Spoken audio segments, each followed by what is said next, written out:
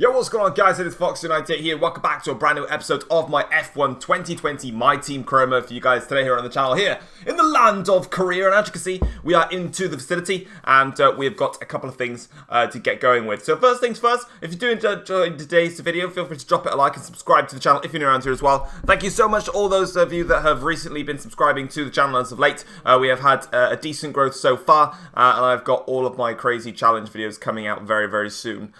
Because that's where people know me from. But as you can see, we're manually having a look at things to do during our off period. Yeah, we decided to go with all of the above. Now, next thing that we're going to do is we've got 2.23 million in the bank, and we're going to make our first facility purchase, and that is to increase the quality control on the chassis department, mainly because I actually need to get the chassis up to spec 1 in order to use that. You can see there that I can't do any further updates to the chassis until I actually improve my facility. So I decided to go ahead and do that. Plus then we fixed the durability upgrade as well as piled on the engine upgrade for the next race. Because even though we've got Mercedes power unit, we're still lacking behind the other Mercedes cars, which is quite fascinating.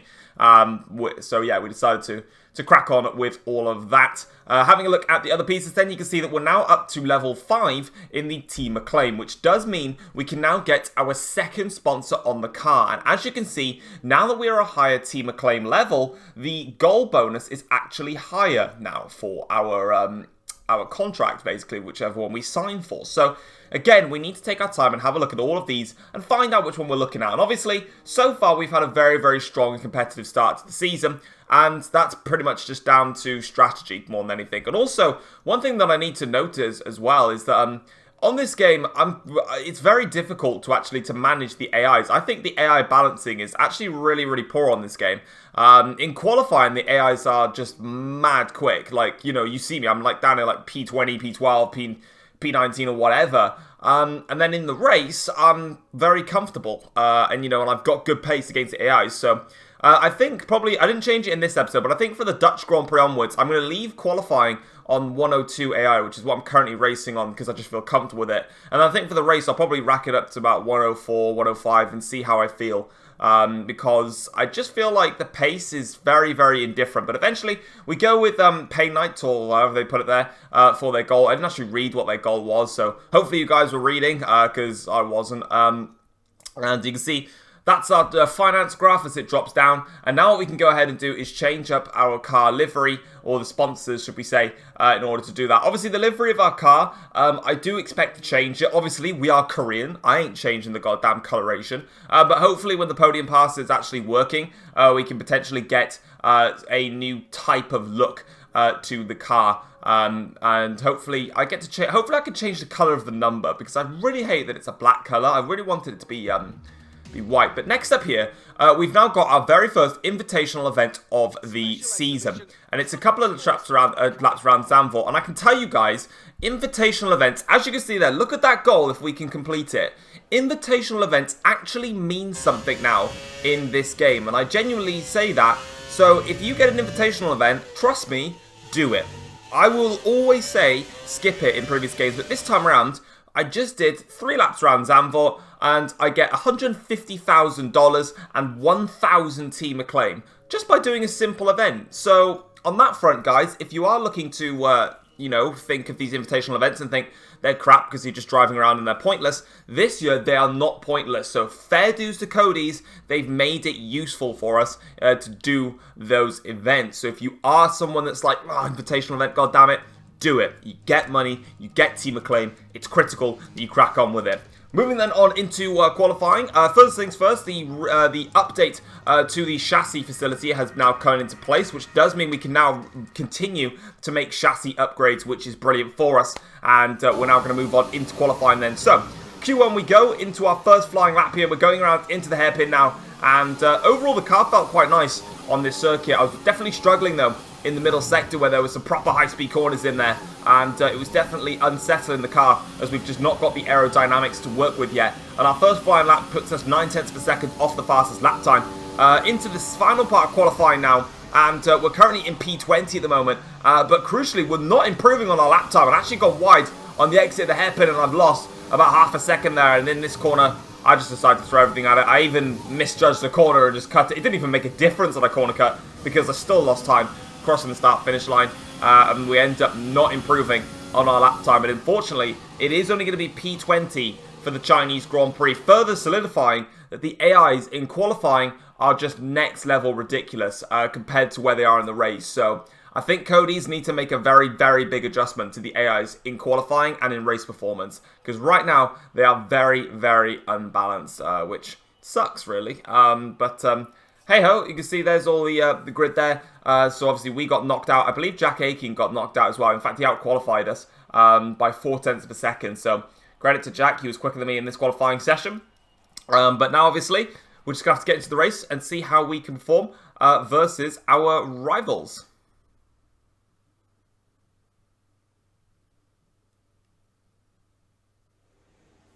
Good day today. Let's have your take on it. Should probably answer these questions first. You lost to your teammate today. Was it just not your day? This was quite interesting, actually. It almost felt like I could actually help them a little bit with their You won't be starting departments. at the front of the pack. Are you worried? No, because I'm in a back marker team, but I can fight up the front because the AIs are unbalanced, so yeah.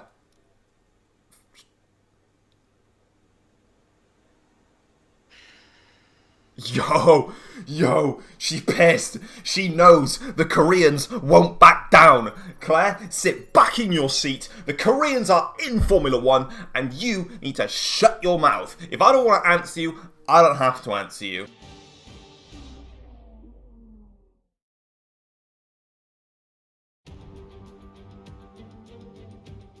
It's time to find out which driver is up to the task of claiming the Chinese Grand Prix. We're here in Shanghai. Okay, so we're here on the grid now for the Chinese Grand Prix, and you would have seen that I actually skipped the intro just a little bit there, just to literally see the intro part. If you want to see the full grid sequence again, I'll do it for the Dutch Grand Prix and you can let me know. But anyway then, we're on the grid. We've got 5 red lights here, and it is lights out. We go here to start the Chinese Grand Prix, and it's a good start for us initially here. A lot of drivers around us starting on the white marked hard compound tyres, so we've got to get past them as quickly as possible. We get past Lance Stroll into first corner now, and we're going to hog the inside line here. Eventually the drivers will shift themselves wide. A little bit of contact down the back of Grosjean. Check the front wing and we're okay actually, surprisingly, because we're on sim damage. So I'm surprised I didn't actually break my front wing there, but obviously we got lucky in that format now as we get onto the power here. Now making our way down in towards turn 4, and you can see all of the drivers are just, well, hogging the outside line. So if you don't mind me, I'll just go up the inside line and take you all on. And yellow flag in behind there, so I think someone's had a problem in all of that, but we're okay now as we get back up and running again. We're up into 10th place now off the start.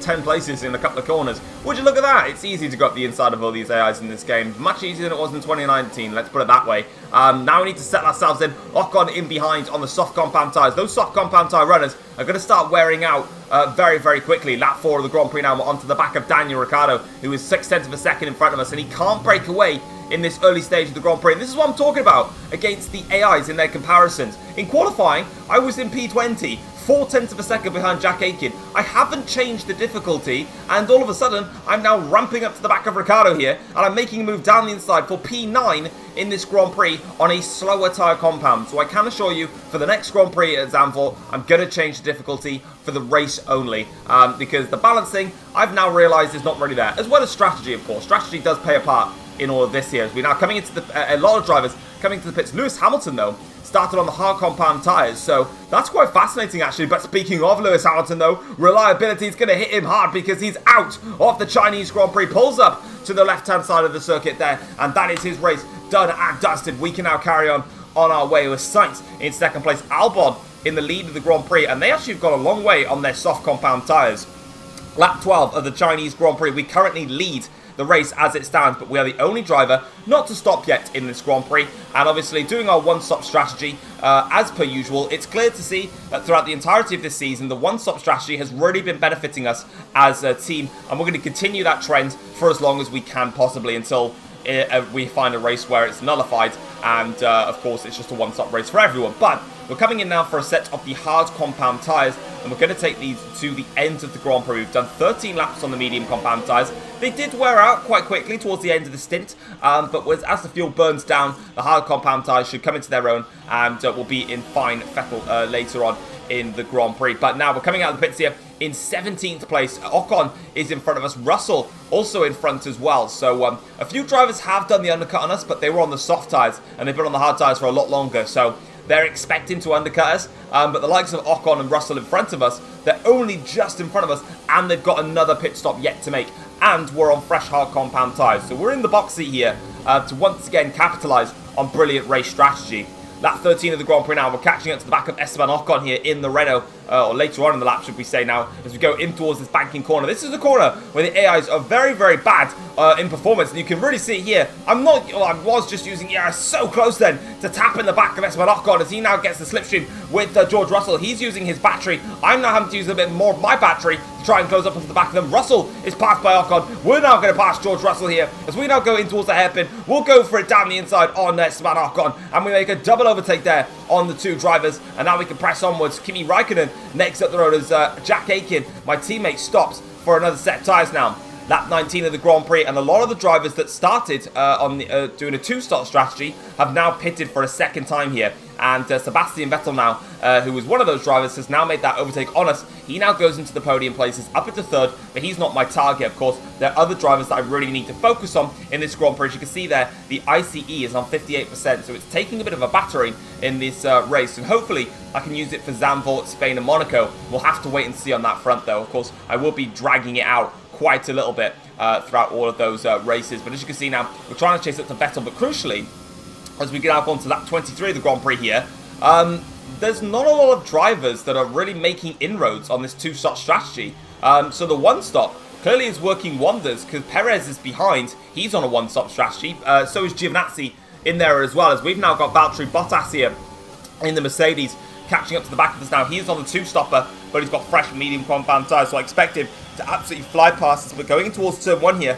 Bottas doesn't make it stick this time around, but he is going to try and go for it here down the inside. So Valtteri being opportunistic here as we try and stick to the outside line. I actually kind of wanted Valtteri to get past me, but at the end of the day, if Bottas is going to go for a move down the inside and I'm going to continue to swoop around the outside, I'm going to hold position there. But obviously, with 4 laps to go, I just don't think I can fend against Bottas, especially when Perez is on a fresh set, or on a newer set of medium compound tyres. He's a big threat to my afternoon, so I need to make sure that I'm clever about who I actually decide to just not fight and who I decide to fight. And someone that I don't need to be fighting is Valtteri Bottas. So when the time comes, I am going to let the Mercedes man through. But for now, we're going to continue to hold position here as we look to try and keep our defence against Bottas. You can see Sebastian Vettel has overtaken Carlos Sainz. And whenever Vettel got past me, just put that into perspective, he's already 12.6 seconds clear of myself. So yeah, pretty crazy there as we now go in towards the left and right chicane before it heads into our banking corner. Yeah, this is where Valtteri is going to pretty much get this job done now as we go flying through here, getting a fantastic exit. And I was having a look, maybe see if I could just, eke out my ERS and maybe get a better exit than Bottas, but it was absolutely no use. Bottas got a fantastic exit as well as myself, and there was no point in fighting that. You can see Perez there, 3 seconds behind with 5 laps to go, and Charles Leclerc is in there as well. In fact, speaking of Charles Leclerc, he's actually overtaken Sergio Perez and all of that. Back end steps out a little bit there. Bottas moves up to 4th, demotes the standard to P5, but the one-stop strategy still working completely fine as we now make our way onto the start-finish straight now and cross the line to set our 136.9. It's only 6/10 off our personal best, so that's not too bad in there. But speaking of Charles Leclerc now, lap 28 of the Grand Prix, he sticks his nose in there in the left-hand corner, but we decide to block that quite easily and basically shut the door and say, if you're going to try and go for a gap and only have your front wing involved, you might want to back out of it, mate, because your front wing's going off otherwise. As we now go onto the back straight here, and that gap is 1 second. But Leclerc would have been in DRS range, though. At that point, you can see he is gaining on us on the straight, thanks to the new telemetry on the HUD, basically showcasing a live timing feed of how far back the cars are, which is great to see. I really love that feature on the leaderboard over there, seeing how far back the other cars are as we now go in towards lap 27 of this Chinese Grand Prix. And we're now pretty much thinking about, what do I do versus Charles Leclerc? Shall I let him through and hold off Sergio Perez, or do I just fight him and say, screw it, if I'm going to lose to Leclerc, I'll lose to Perez as well? That is the format that we're in, but with 2 laps to go, it's very tough to know. We've got Leclerc right behind us, Perez also very much closing in on the back of us. We're definitely struggling now to keep these guys behind, but the problem is The guys on the 2-stop strategy have been struggling for so long to get past the back markers. We now go in towards turn 5 or 6 this is, and Leclerc goes around the outside, but we're going to cover that one off nicely. And at this point here, this is why I decided, solid, I'm going to fight Leclerc. Let's do it. Let's have some fun. I've not really fought anyone in this Grand Prix, because, well, for the entirety of this career, I haven't really been fighting anyone. I've just been doing my own race strategy, really,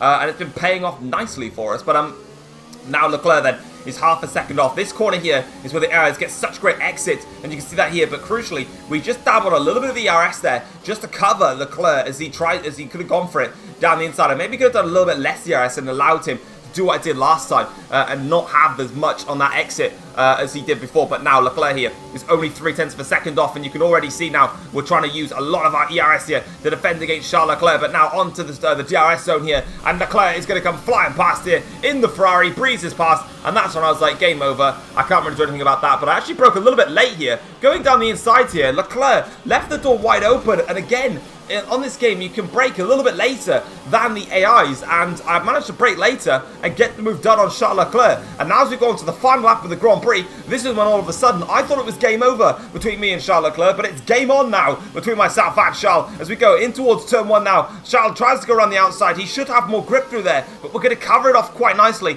Just continue to shove him wide and basically set the focus on Sergio Perez. I'm now going to use Perez as my little bit of a wingman, even though he doesn't work for my team, and quite frankly, the Koreans are not interested in that Mexican. Nonetheless, though, we now need to focus on getting him involved in the act as Leclerc gets a great run around the outside, but we just close the door and not allow him through. But if I can give Charles Leclerc an opportunity to try and make an overtake on me, force him wide, get Perez to go in side by side, get them to scrap, that builds me the advantage that I need. Perez is my wingman, and I'm going to use him without him having any form of consent in this whatsoever, because why would I negotiate? That's not part of my plans. Now we're going in towards the part of the corner where the Arabs are at their fastest here, and again you can see Leclerc getting a fantastic run in towards this corner, but I know I can brake a little bit later than the AI, just let the car roll in. That's exactly what we do here versus Leclerc. He goes in deep. Perez is now going side by side with Charles Leclerc. An absolutely perfect maneuver there. Those two are going to go side by side on the banking. We're going to rip up the ERS that we've got now. Every last bit of my battery we're going to be using here. Leclerc holding on to the back of us though. Albon has won the Chinese Grand Prix. Leclerc is still gaining on us. We've got 2% of ERS left. Leclerc's got great closing speed. I had to recover my initial move there. Down the inside and towards the hairpin. We've held off against Leclerc. Quickly turn off the ERS, otherwise I would have got wheel spin and probably spun the car around. Perez, though, has taken P6 in this Grand Prix. But for us, though, we're going to cross the line and nick P5 in the Chinese Grand Prix. And it's a sensational race and a great result. And once again, for the 4th race in a row, bar Australia, because we weren't really that quick around there, we obviously got driver of the day, which is not a surprise because we're Korean, so what do you expect? But once again, strategy is key. If you don't get your strategy right, you don't get to move up the order with your back marker team. And we got the strategy right, and yeah, the one-stop strategy is absolutely fantastic on F1 2020. I seriously mean it. The only reason I'm in these positions is because I'm doing a one-stop strategy, and from then on in, it's about if the AIs can pass me. As long as I get track position, I'm happy in my defensive posture. I've always said in F1 games, my strongest attribute is defensive driving. I just feel so comfortable when an AI is right behind me because I just feel like I know how to defend against AIs. And today proved that very well as Albon there smashes the bottle and goes for some celebrations. There was some drivers that I didn't bother fighting, e.g. Vettel and Bottas. There was no point. It would have just meant that it was too many laps to defend against the other AIs and we could have lost out badly. It's about being tactical, and you can see here Perez starting P12, finishes in P6. Giovinazzi also doing a good job in there as well. So overall, you can see that we even set 1:36 our fastest lap time. A lot of people around us in the 35s, a few in the 36s as well. Again, we just had great pace. Yeah, I feel like I probably will up the difficulty for Zandvoort just a little bit. I still feel like I don't have as great race pace. I'm still really trying to hold on to the AIs, but maybe I need to make it a little bit more harder. Maybe I'll do Zandvoort and then see how that goes, and then make my judgment for Spain, which would have been like the next portion of the season. But we're on 27 points now in the championship. Could have gone for that goal bonus to give us 25 constructors points in the season because we achieved it. I didn't think we would, but we have. And it's only been 4 races, so shout out to me. Now, As you can see, we are now on 27 points again in the Constructors' Championship. I believe we're 4th in the Championship. But again, there's been so many unreliabilities from other teams. I do highly expect that to change. So for now, of course, we are in a strong position. The fans really seem to enjoy that. You made it look easy. 99.9% of the fans will enjoy that. 1% of the fans, or 0.1% of the fans, will comment in the comment section down below telling me that this sucks because I'm doing well, because I'm not racing on 110% AI. But next. Wasn't the cleanest race today. We're both on top of our game, you know. You get me. Appreciate your time. Finally, you actually appreciate that a North Korean god is talking to you. Finally, you've got some common sense, Claire. That is the first time I can respect you. Team Acclaim-wise, though, we're up to level 7, and we're going to do everything we can to get that Team Acclaim up as quick as we possibly can, because it gives us all these sponsorships to give us the money. Then you can upgrade your facilities and everything like that. But anyway, guys, that is going to wrap it up for today's episode, so hopefully you guys have enjoyed it. We have, unfortunately, got yet another failure to one of our parts, but we're going to get that onto the car. It's going to be for some aerodynamic pieces, which then means we can start moving towards some major upgrades over on that side. And then we tried to have a look here and see if we could do any form of upgrades to our car, and we're going to do some roll dampers to roll damper upgrade for the tire wear. Next up, then I'm going to go with the durability and improve the ICE for the durability side, because it's just not quite there yet.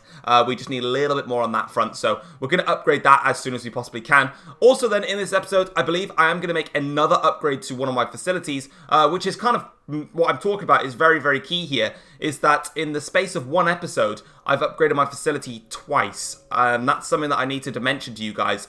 So I'm going ahead and I'm going to increase the speed of upgrades for the chassis department. It's going to cost 2 million. We're going to be pretty much bankrupt at this point, but we'll get our money back and we'll move on from there. So hopefully you guys have enjoyed the episode. If you have, drop it a like, subscribe if you're new around here as well. And next episode, we're going to be going over to Zandvoort for the Dutch Grand Prix. Take care all. Thanks for watching. Peace.